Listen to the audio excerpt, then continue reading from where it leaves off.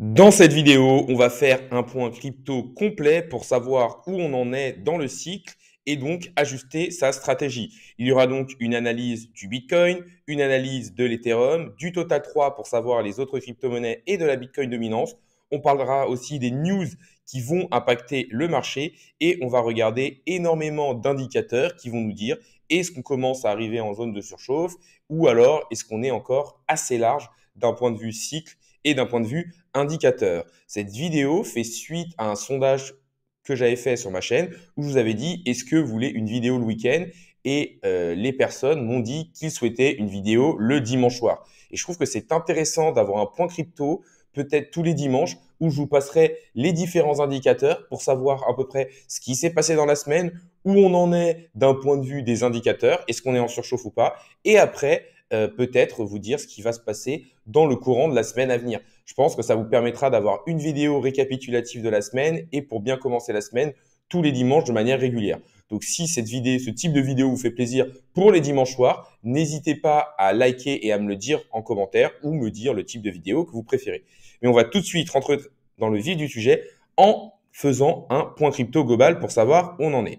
Pour analyser les cryptos, pas de secret, pour moi, il faut commencer par analyser le Bitcoin. Alors, d'un point de vue Bitcoin, déjà, je pense que le plus important, c'est de dézoomer pour avoir un point de vue plus global du marché. Donc, ce qu'on voit, c'est qu'on avait eu une longue période de compression, une montée, une période d'accumulation, une montée, une période d'accumulation avec un énorme travail au niveau du précédent plus haut historique, une autre montée, et là, on est en train de travailler à la zone des 100 000 dollars. Première chose à dire, c'est que pour l'instant, le cycle se passe exactement comme prévu. Il se construit sans une énorme phase d'euphorie, avec des grosses phases d'accumulation assez longues qui font capituler les personnes par le temps et par le prix. Et ensuite, on a des explosions très rapides qui ne permettent pas à ces personnes qui ont capitulé de revenir et de se repositionner vite sur les marchés. Ils rentrent donc plus haut et se font avoir justement par le marché. C'est comme ça que fonctionne le marché des crypto-monnaies. La plupart du temps, dans des marchés financiers, il ne se passe rien et après, ça explose. Donc déjà, je trouve que c'est une belle façon de construire un bull run qui peut aller justement jusqu'à la date qui, selon les cycles, et si les cycles se répètent, serait une fin de bull market en octobre 2025, c'est-à-dire fin 2025. Une autre chose qu'il faut se dire, c'est que là, on est dans un beau range ici, avec un point bas aux alentours des 90 000 dollars. Donc, pour moi, tant qu'on maintient les 90 000 dollars et qu'on ne vient pas les casser avec une clôture peut-être weekly, c'est-à-dire qu'on reste plus d'une semaine en dessous, je pense qu'il n'y a pas moyen de s'alarmer et de remettre en cause le bull market. Une autre chose, c'est un indicateur assez sympa qu'on peut regarder. En plus, là, on est bien dézoomé en weekly, c'est regarder le MACD qui donne un peu la force d'un mouvement. Là, en gros, quand les deux lignes se croisent et que la bleue passe en dessous de la orange, ça veut dire qu'on arrive dans une phase de possible retracement où le mouvement commence à avoir plus une impulsion baissière. Et on l'a vu là, hein, regardez, là, quand ça croise, c'est la descente. Ici, quand la ligne bleue croise l'autre ligne, on commence à être dans une montée. C'est plutôt pas mal pour timer. À ce niveau-là, on peut regarder par exemple ici, le croisement nous donnait quasiment le départ du bull market après la grosse accumulation. Le croisement ici nous disait qu'on arrivait dans une zone quand même où il y a eu plusieurs mois à attendre. Et ici, il nous redonnait quasiment le top départ pour repartir.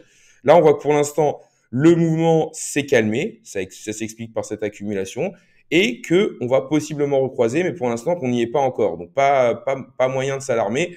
Si ça recroise, peut-être regarder. On va dire que ça peut aider des personnes qui veulent faire une gestion active. De plus, il faut se dire que là, actuellement, aux alentours des 100K, ce travail a fait du mal psychologique à beaucoup de personnes qui se disent le bull market est fini, on n'aura pas d'alcon season.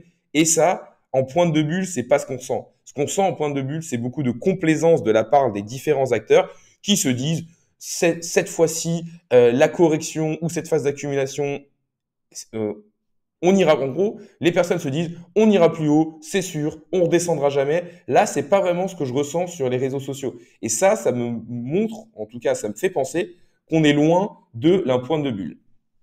Une autre chose qu'on peut regarder, qui est quand même très intéressante à ce niveau-là, c'est le Wall Street Cheat Sheet.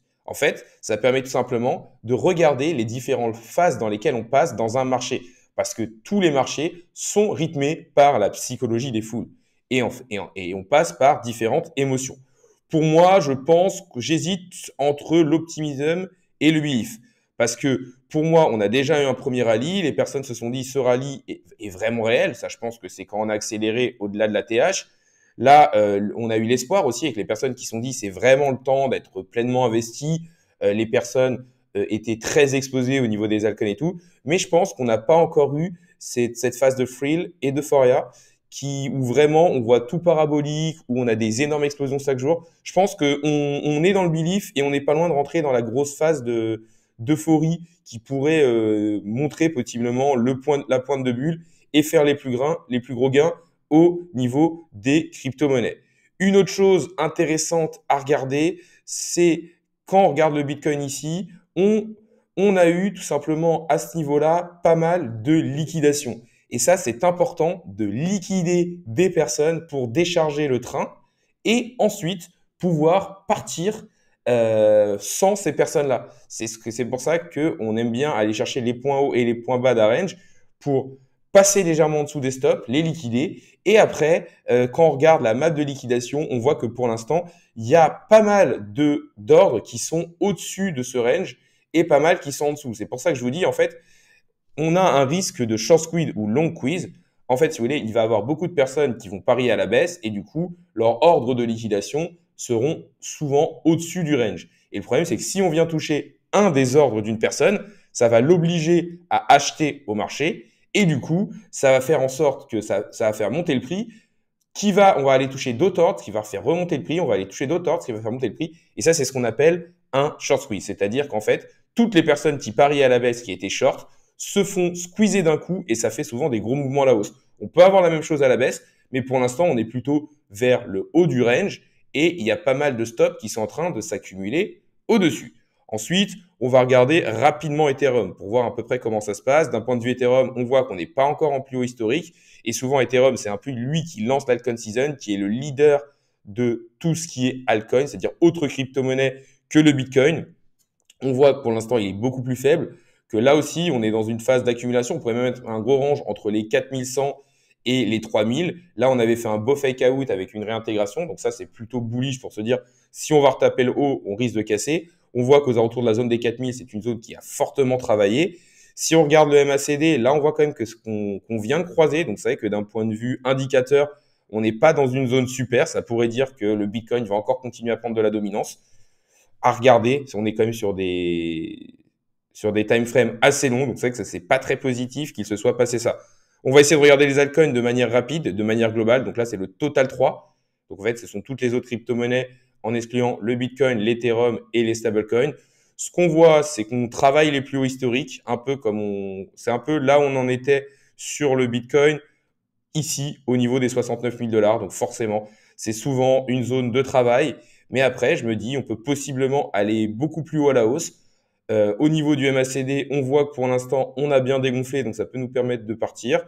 On n'a pas encore croisé, on est plutôt bien placé. Et là, le gros problème, et ce qu'il faut regarder, c'est cette Bitcoin dominance qui ne fait que augmenter depuis fin 2022, avec quelques retracements qui permettent à certaines cryptos et certaines narratives d'exploser. Mais pour l'instant, ce que l'on voit, c'est que ça fait que augmenter. Alors pour moi, la chose à regarder, c'est si on descend aux alentours des 55% de manière douce, je pense que là, on a une belle zone aux alentours des 54-55%, une belle zone de résistance. Si on la casse, ça pourrait nous montrer qu'on se rapproche d'une altcoin season. Maintenant, on va passer sur tout ce qui est un peu indicateur pour regarder est-ce qu'on est en surchauffe ou pas. Je pense que c'est quand même une chose assez intéressante à regarder. Donc là, on va regarder les inflows et les outflows, c'est-à-dire ce qui rentre et sort des exchanges. Ça, je trouve que c'est quand même assez intéressant à regarder, de regarder est-ce que les personnes sortent des exchanges ou est-ce qu'ils rentrent sur les exchanges.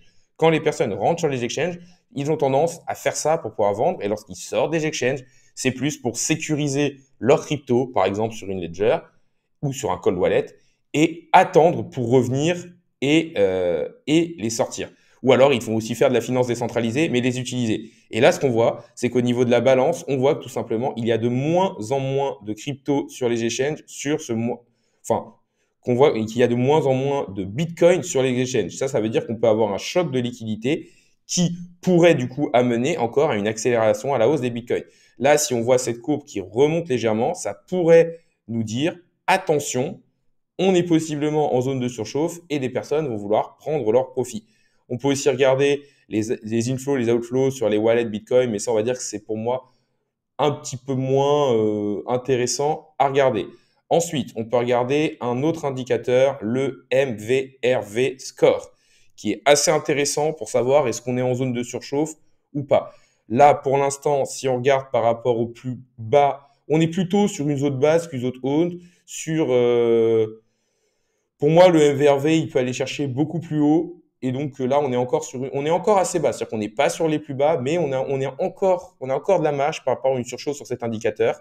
Ensuite, si on regarde l'indicateur suivant, c'est les profits, les Net Unrealized Profit and Loss. Le NUPL, en fait, ça permet de savoir est-ce que les personnes sont plutôt en gain ou plutôt en perte. Et là, on voit qu'on est dans une zone quand même assez haute à ce niveau-là. Forcément, sur le Bitcoin, on a déjà fait un beau rallye. On voit que quand on était ici, on était vraiment très bas. Là, les personnes sont quand même plutôt en gain.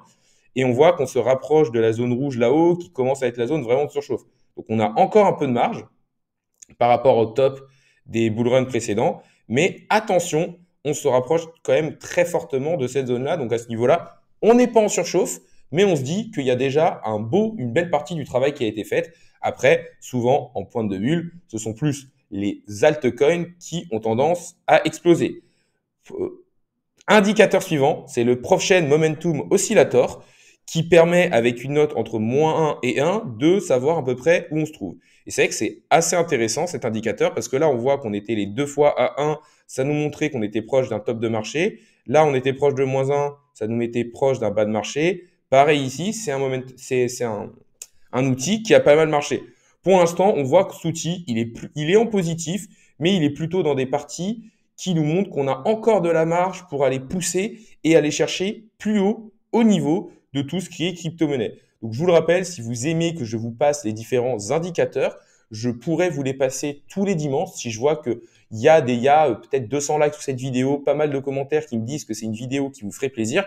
Du coup, je passerai ces différents indicateurs tous les dimanches pour voir est-ce que là, on commence à surchauffer? Est-ce qu'on a encore de la marge? Je pense que ça peut être la vidéo sympa à regarder une fois par semaine pour savoir à peu près où on en est.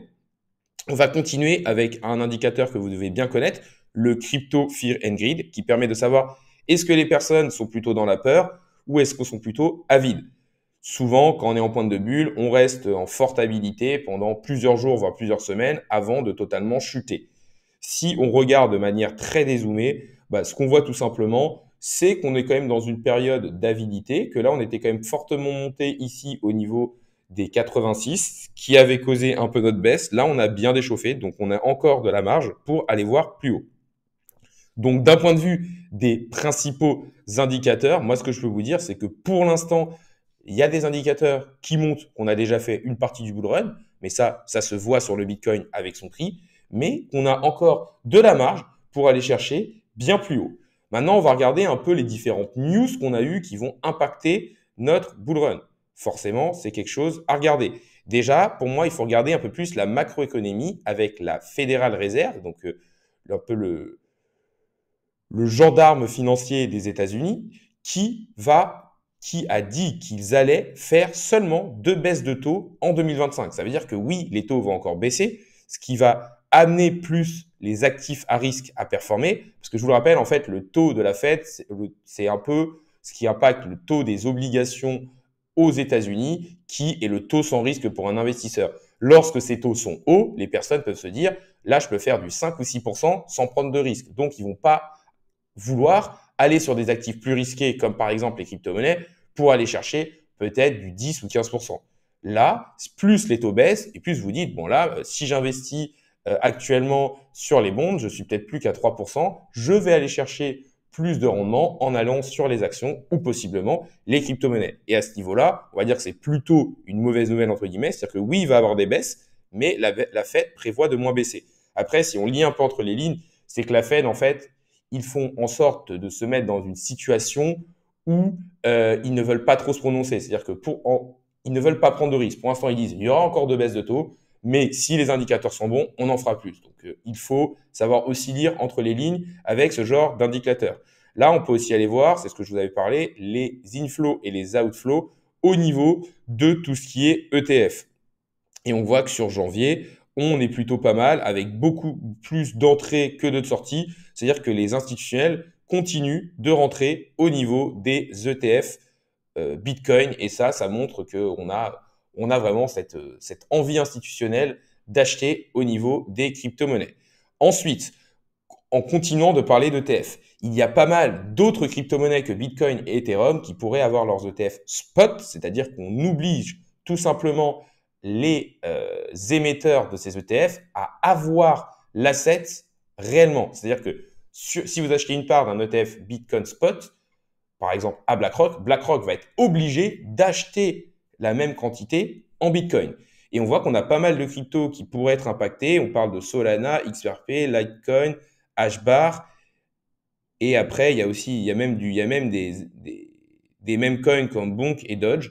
Là, on voit qu'on a la first deadline et qu'en gros, la final deadline est un petit peu plus tard dans l'année, mais qu'elle arrivera aussi lors de ce bull run en 2025. Et ça pourrait apporter énormément de liquidité d'avoir par exemple des ETF sur Solana, XRP. Ça pourrait permettre aux altcoins de peut-être partir dans une altcoin season. Ensuite, une autre chose intéressante à regarder, c'est qu'on a quand même un Donald Trump qui est arrivé, qui est pro-crypto, qui veut faire une réserve en actifs digitaux, c'est-à-dire pas seulement en Bitcoin, qui veut privilégier les entreprises crypto américaines, qui veut faire une réglementation claire, une réglementation allégée. Donc, on va quand même dans le bon sens pour les cryptos et pour l'instant, tous les feux sont plutôt au vert. Et une dernière news, c'est Michael Saylor, le PDG de MicroStrategy, qui continue d'acheter des bitcoins malgré que le prix monte actuellement. Lui, il a des objectifs et des targets qui me paraissent totalement surréalistes. Il se dit que le bitcoin pourrait atteindre 1 million, voire 1,5 million de dollars d'ici la fin de ce bull run. Moi, ça me semble être un peu fou de penser ça, mais après, ce n'est pas non plus quelque chose de totalement dingue. Donc, on arrive sur la fin de la vidéo, donc déjà n'hésitez pas à liker, à me dire en commentaire si vous aimez ce type de vidéo et de points de marché où on essaye de voir un peu tout ce qui pourrait impacter notre bull run, où on regarde différents indicateurs, où on regarde les graphiques de manière dézoomée pour savoir un petit peu où on en est au niveau du Bitcoin et du marché des crypto-monnaies et surtout pouvoir adapter sa stratégie. Je vous le rappelle aussi, si je vois qu'il y a beaucoup de likes et que en commentaire vous me donnez de la force, je ferai une vidéo comme ça où je vous passe les différents indicateurs, je vous donne les news, un peu la vidéo récap de la semaine tous les dimanches soirs pour que vous puissiez justement, on va dire, avoir un suivi plus simple de ces différents indicateurs. N'hésitez pas non plus à vous abonner, ça récompense le travail que je fais au jour le jour et ça permet de faire grossir la communauté. Pour résumer, pour moi, on a encore de la marge au niveau du Bitcoin, que ce soit en termes d'indicateurs, que ce soit en termes de prix, que ce soit en termes de temporalité, parce que si on suit les cycles, la fin du bull run devrait être fin 2025, aux alentours de début octobre. Et de plus, on voit que la plupart des indicateurs nous disent oui, le Bitcoin a déjà fait une belle partie de son rallye, mais qu'il lui reste encore de la place et qu'on n'est pas totalement en surchauffe. Si on regarde l'Ethereum, on voit qu'il est en retard, comme le marché des altcoins qui travaille justement son plus haut historique. Donc, c'est quand même un endroit où globalement pour les altcoins, on est en train de travailler. Donc, possiblement, si on le casse, on va partir en price discovery, ce qui pourrait amener une altcoin season, même si je pense qu'elle sera sûrement lancée par le départ d'Ethereum qui a quand même des fondamentaux criants. Si on doit se regarder l'environnement macroéconomique d'un point de vue plus global, on a quand même une arrivée des institutionnels avec les ETF qui pourraient arriver sur d'autres crypto-monnaies que le Bitcoin et l'Ethereum et donc apporter beaucoup de liquidités. On a quand même un Trump qui, avec Elon Musk, sont quand même très pro-crypto et donc un environnement plutôt favorable à un bull run et un pic de bulles. On a aussi des grosses entreprises comme MicroStrategy qui continuent d'acheter. Donc, pour moi, tout nous porte à croire qu'on va être dans un environnement qui peut quand même pousser le marché des crypto-monnaies, même si, encore une fois, une partie du cycle ayant déjà été fait, je pense qu'il faut déjà avoir pris certains profits sur la montée pour justement avoir la bonne gestion du risque. La vidéo du jour est maintenant finie. Salut à tous et à la prochaine.